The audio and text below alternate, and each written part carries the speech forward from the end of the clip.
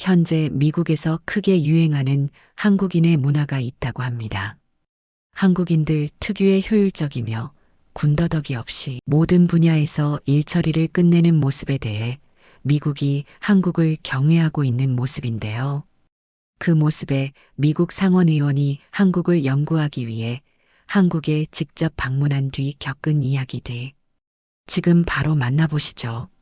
저는 리처드 브라이언트입니다. 58세, 전직 미국 상원의원이죠. 현재는 하버드대 정책연구소 소장을 맡고 있습니다. 지난달 연구소에서 특별한 제안을 받았어요. 한국의 경제 시스템과 행정 효율성을 연구해 보라는 거였습니다. 처음 들었을 때 솔직히 웃음이 나왔죠.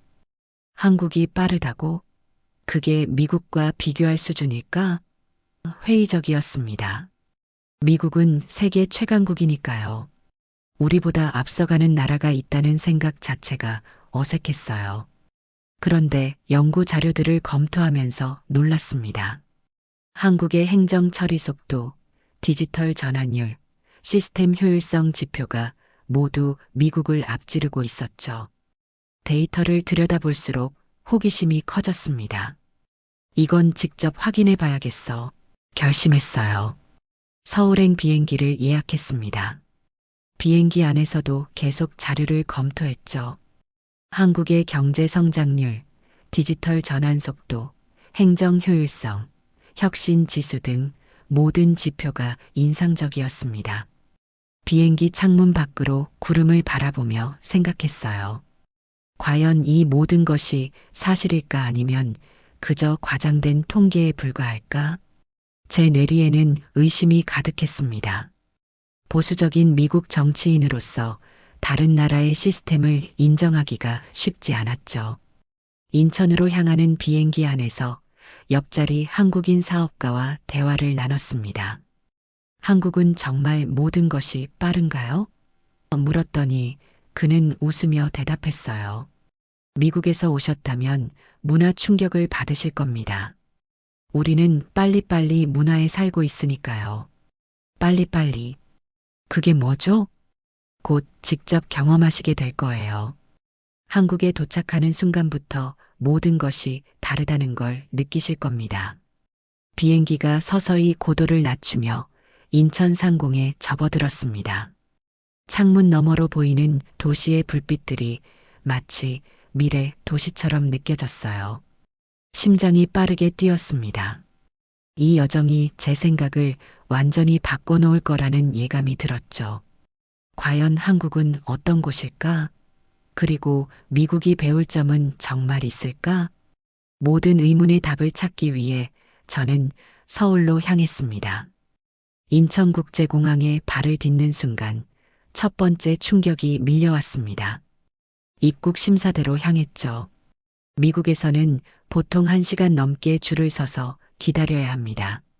하지만 여기선 자동 게이트로 향했어요. 여권을 스캔하고 지문 인식, 얼굴 인식까지 모든 과정이 단 15초 만에 끝났습니다. 이게 뭐지? 저도 모르게 중얼거렸죠. 옆에 있던 공항 직원이 웃으며 다가왔어요. 처음 오셨나요? 저희 시스템에 놀라시는 분들이 많습니다. 수암을 찾는 곳으로 향했습니다. 이미 제 가방이 벨트 위에 돌고 있었어요. 미국에서는 항상 30분은 기다려야 하는데 말이죠. 곧바로 택시 승강장으로 향했습니다. 택시에 탑승하자마자 기사님이 말했어요. 호텔이 강남이시죠? 지금 시간대는 교통 혼잡이 예상됩니다. 3가지 경로가 있는데 어떤 경로로 가시겠습니까? 놀라서 물었습니다. 어떻게 제가 강남 호텔에 묵는 걸 아셨죠? 손님 택시 예약 정보에 다 나와 있습니다. 실시간 교통정보 시스템과 연동되어 있어서 최적 경로를 안내해 드리고 있어요. 차 안에 있는 내비게이션 화면을 유심히 살펴봤습니다. 실시간으로 도로 상황이 업데이트되고 있었어요. 이건 실시간 AI 교통관리 시스템인가요? 네, 서울 시내 모든 차량과 신호등이 연결되어 있습니다. 교통 흐름을 최적화하죠. 창밖으로 보이는 도시 풍경이 마치 공상과학 영화의 한 장면 같았습니다. 50분 후 호텔에 도착했어요. 체크인 카운터로 향했죠. 체크인 하는데 얼마나 걸릴까 생각했습니다. 미국에서는 보통 20분은 기다려야 하니까요. 그런데 호텔 로비에 들어서자마자 직원이 태블릿을 들고 다가왔어요. 브라이언트님 기다리고 있었습니다. 여기 간단히 서명만 해주시면 바로 객실로 안내해 드리겠습니다. 단 5분 만에 체크인이 모두 완료되었습니다. 객실 키를 받아들며 생각했어요. 이게 한국의 속도인가? 이 정도면 정말 대단한데. 객실 창문을 통해 서울의 야경을 바라보며 미국과 한국의 차이점을 곰곰이 생각해 봤습니다. 첫날부터 이렇게 충격적인 경험을 하다니. 내일은 어떤 놀라움이 기다리고 있을까요?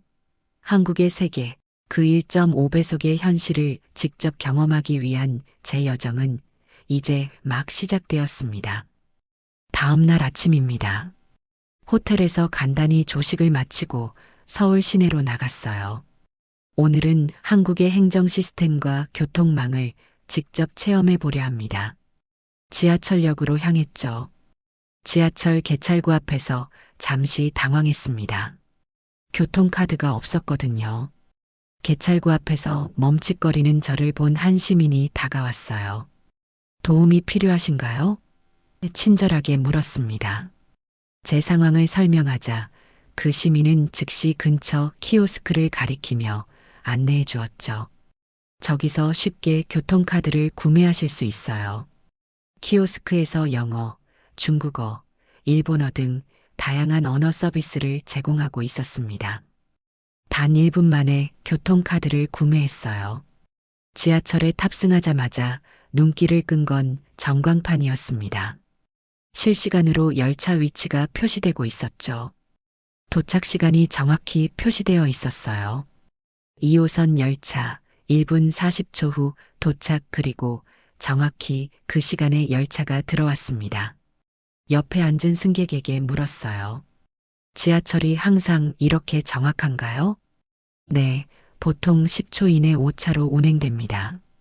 99%의 정확성을 자랑하죠.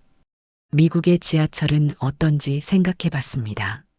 뉴욕의 지하철은 보통 5분에서 10분까지 지연되는 경우가 많죠. 때로는 30분 이상 기다려야 할 때도 있습니다. 이 차이가 너무 충격적이었어요. 지하철에서 내려 시청으로 향했습니다. 행정 시스템을 직접 체험해 보고 싶었거든요. 시청 로비에 들어서자 키오스크 직원이 다가왔습니다. 무엇을 도와드릴까요? 행정 서비스가 어떻게 이루어지는지 알고 싶습니다. 외국인 연구자입니다. 직원은 미소를 지으며 안내했어요. 이쪽으로 오세요. 디지털 행정 시스템을 보여드리겠습니다. 키오스크 앞에 섰습니다. 직원이 설명했죠.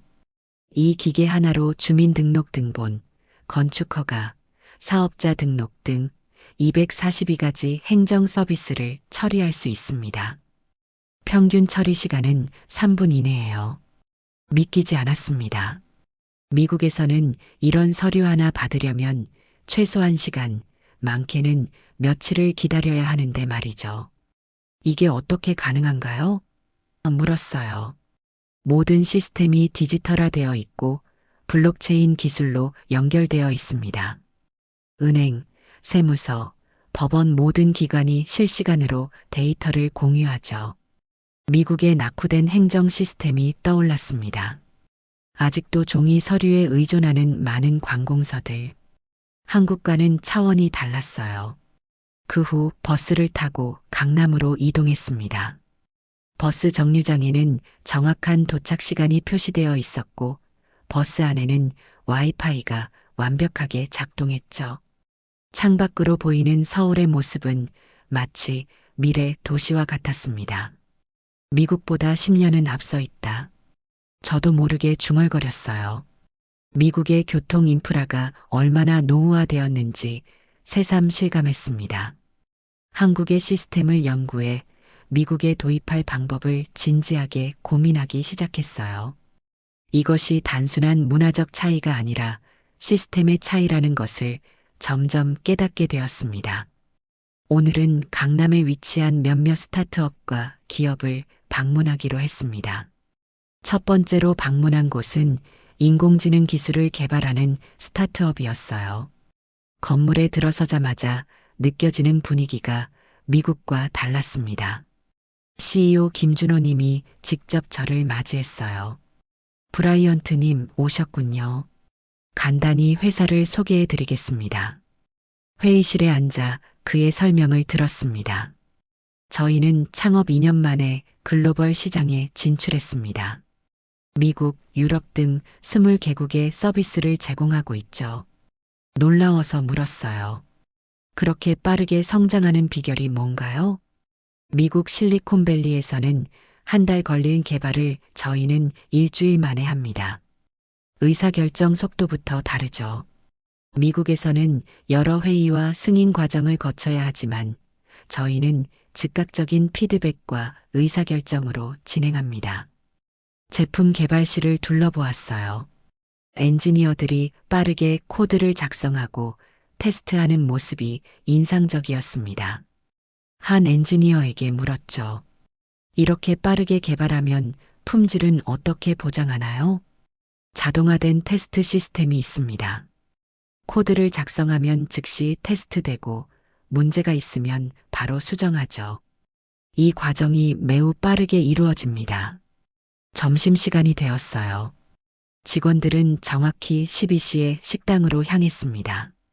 놀라운 것은 대부분의 직원들이 30분 만에 식사를 마치고 다시 일을 시작하거나 휴식을 취하는 모습이었죠. 점심시간은 어떻게 활용하나요? CEO에게 물었습니다. 30분 식사 후 남은 시간은 자유롭게 활용합니다. 낮잠을 자는 직원도 있고 자기 개발을 하는 직원도 있죠. 효율적인 시간 활용이 중요합니다. 미국에서는 점심시간이 보통 1시간 이상이지만 대화와 네트워킹에 많은 시간을 소비하죠. 한국의 방식이 더 효율적으로 느껴졌습니다. 오후에는 대기업 연구소를 방문했어요.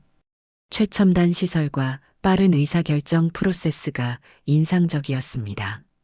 연구소장은 말했죠. 우리는 글로벌 경쟁에서 살아남기 위해 속도가 필수입니다. 한국의 자원은 제한적이니까요. 빠른 혁신만이 살 길입니다. 사내 벤처 프로그램도 둘러보았어요. 직원들의 아이디어가 3개월 만에 실제 제품으로 출시되는 프로세스가 있었습니다. 미국에서는 이런 과정이 1년 이상 걸리는 경우가 많죠. 마지막으로 방문한 핀테크 스타트업에서는 더 놀라운 경험을 했습니다. CEO 박지연 님이 말했어요. 저희는 고객 피드백을 받으면 24시간 내에 새 기능을 출시합니다. 빠른 반응이 경쟁력이죠.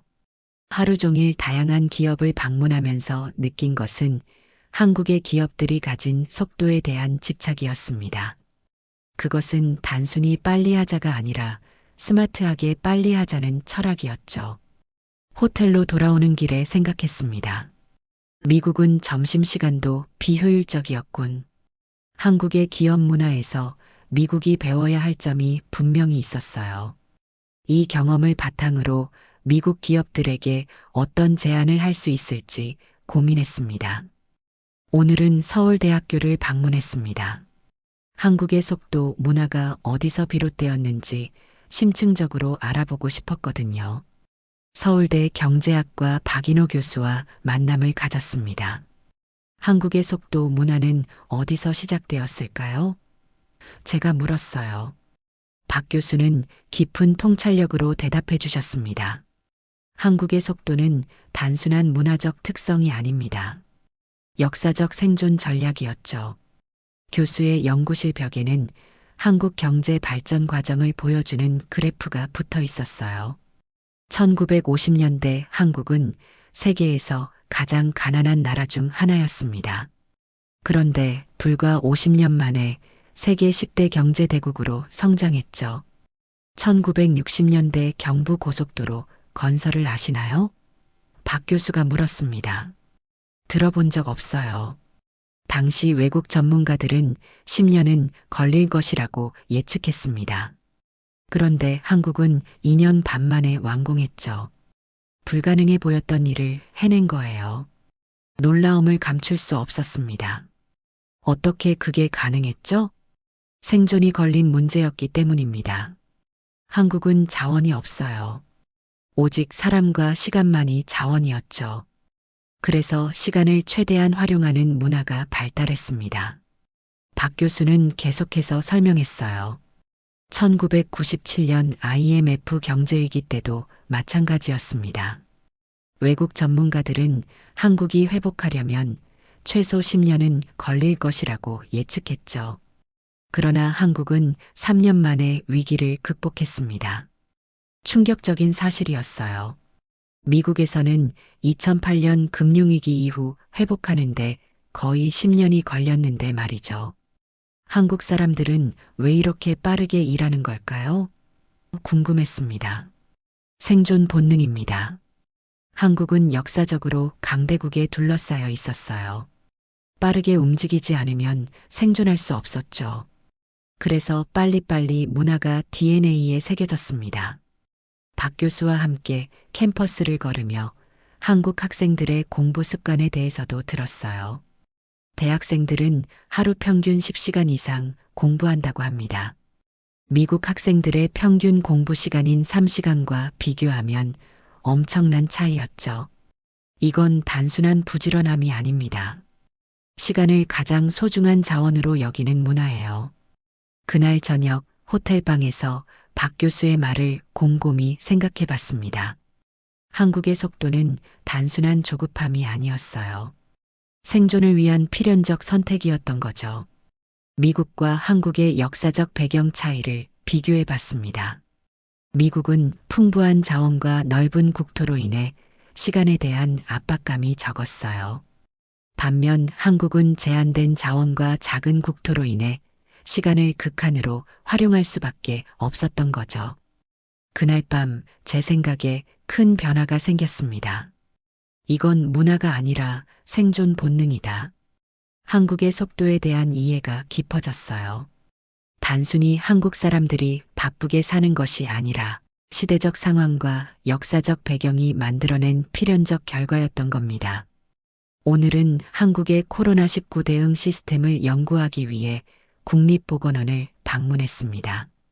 전 세계가 한국의 코로나 대응 시스템을 주목했다는 이야기를 많이 들었거든요. 직접 그 현장을 보고 싶었습니다. 국립보건원 김태현 박사가 저를 맞이했어요. 브라이언트님, 한국의 코로나 대응 시스템에 관심 있으시다고 들었습니다. 네, 미국과 한국의 차이점을 알고 싶습니다. 미국은 왜 그렇게 대응이 늦었을까요? 김 박사는 컴퓨터 화면을 보여주며 설명했습니다. 이것이 2020년 1월부터 실시간으로 운영된 한국의 감염병 관리 시스템입니다.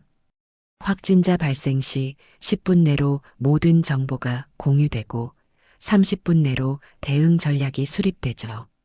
화면에 표시된 데이터의 상세함과 정확성에 놀랐어요. 확진자의 동선, 접촉자, 증상 발현 시간까지 모든 정보가 실시간으로 업데이트되고 있었습니다. 가장 놀라운 건 진단키트 개발 속도였어요. 김 박사가 계속해서 설명했습니다. 2020년 1월 첫 확진자 발생 당시 한국에는 코로나 진단키트가 없었습니다.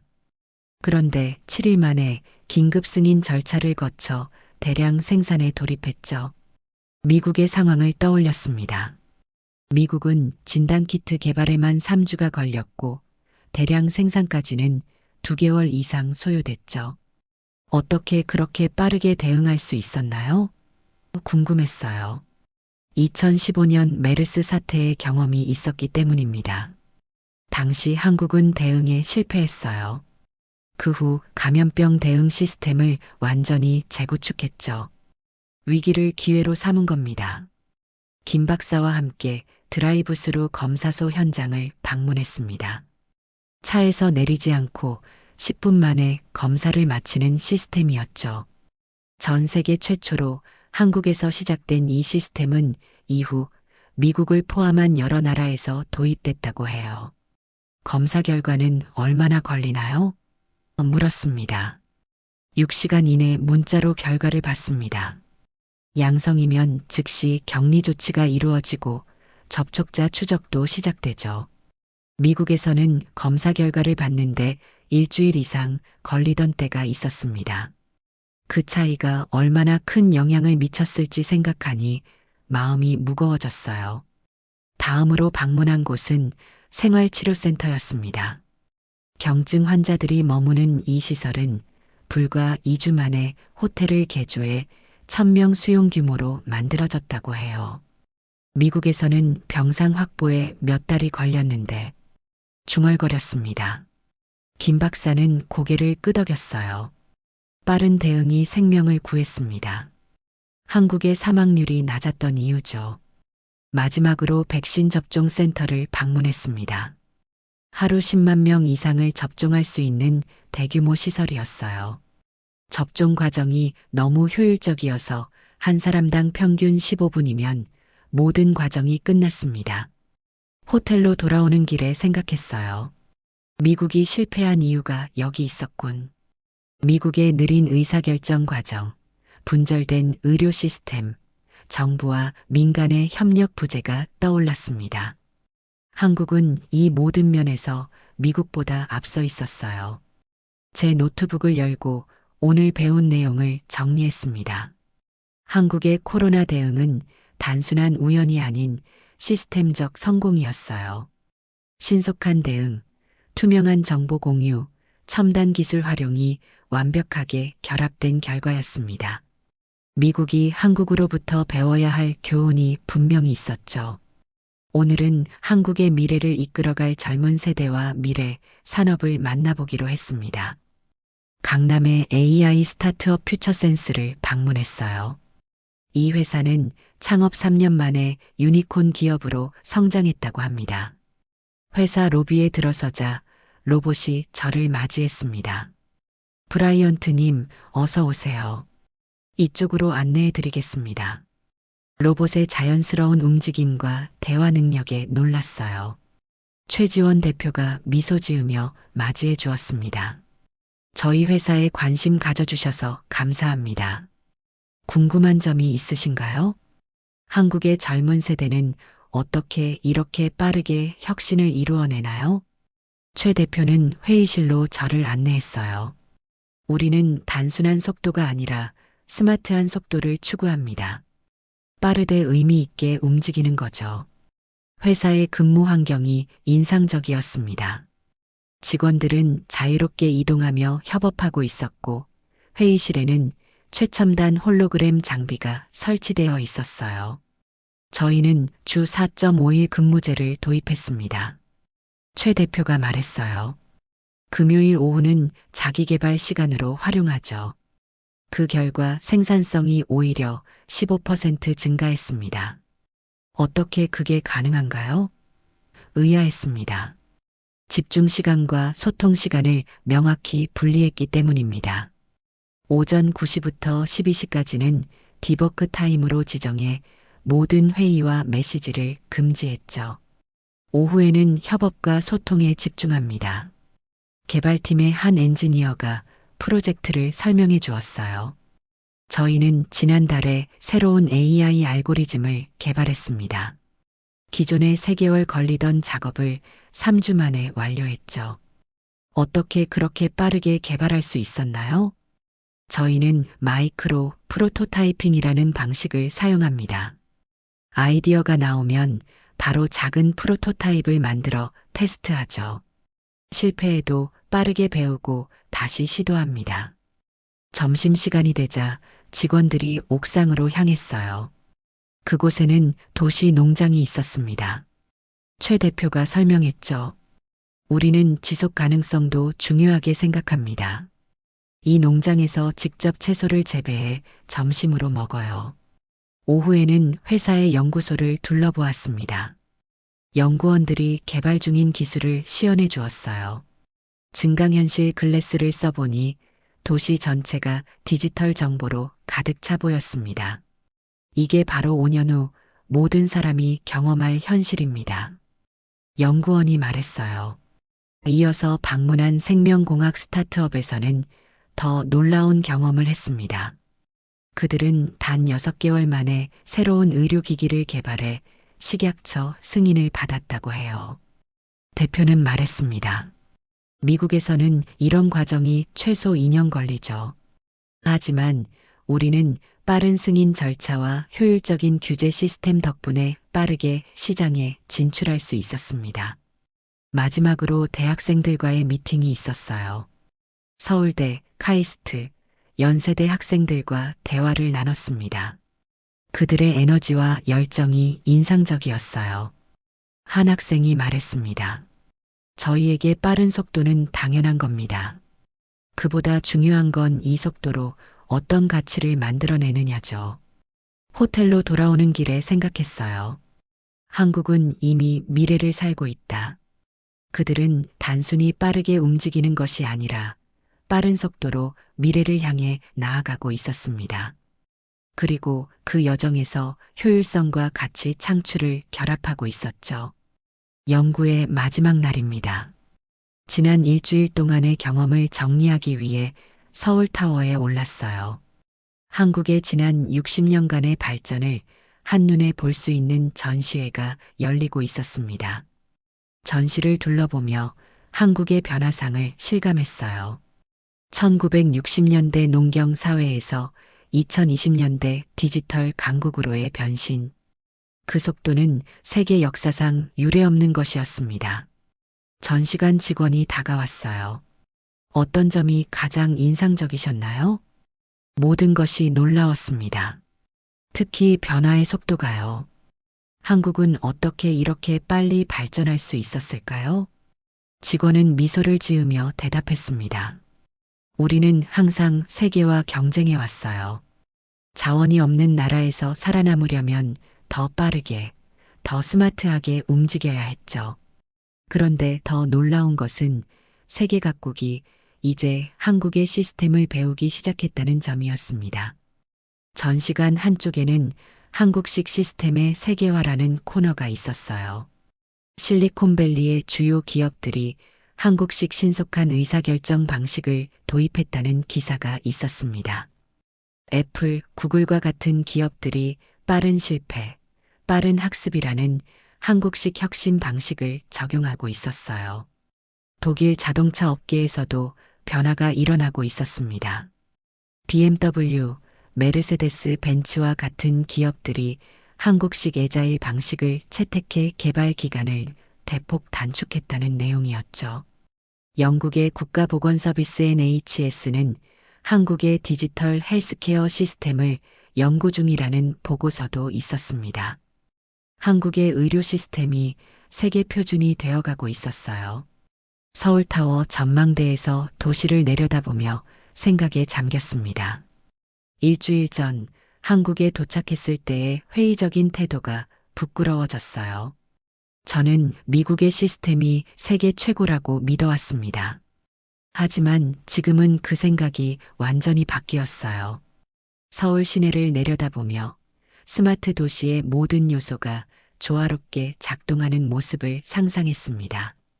실시간으로 교통 신호가 최적화되고 에너지 사용이 효율적으로 관리되며 시민들이 편리하게 서비스를 이용하는 모습. 이것이 바로 미래의 모습이었죠. 노트북을 열고 마지막 보고서를 작성하기 시작했습니다. 한국은 단순히 빠른 나라가 아니다. 이들은 이미 미래를 살고 있다. 보고서를 작성하면서 미국이 배워야 할 점들을 정리했어요. 디지털 행정 시스템, 효율적인 의사결정 프로세스, 빠른 혁신 문화, 위기 대응 능력. 이 모든 것이 미국의 경쟁력을 높이는데 필수적인 요소였습니다. 미국으로 돌아가면 해야 할 일이 많았어요. 여러 정부 기관과 기업들의 한국의 시스템을 소개하고 정책 제안을 준비해야 했습니다. 한국의 경험을 바탕으로 미국의 시스템을 개선할 수 있는 방안을 찾아야 했죠. 노을이 지는 서울의 마지막 풍경을 바라보며 다짐했습니다. 미국이 도태되지 않으려면 한국의 시스템을 배워야 한다. 이것은 단순한 벤치마킹이 아니라 생존을 위한 필수 과제다. 비행기 탑승을 앞두고 마지막으로 서울 거리를 걸었습니다. 미국으로 돌아가면 다른 세상처럼 느껴질 것 같았어요. 일배속의 세계로 돌아가는 것이니까요. 하지만 이제 저는 변화를 만들어낼 준비가 되어 있었습니다. 한국에서 배운 교훈을 바탕으로 미국도 더 빠르고 효율적인 나라로 변화시킬 수 있을 거라 확신했습니다. 한국, 정말 고마워요. 당신은 미래의 모습을 보여줬습니다. 이처럼 빨리빨리의 문화를 만들어낸 한국인의 힘을 여실히 보여줬던 사연이었는데요. 재밌게 시청하셨다면 구독과 좋아요 눌러주시고 알람 설정 해주시면 매일 재밌는 이야기로 보답하겠습니다.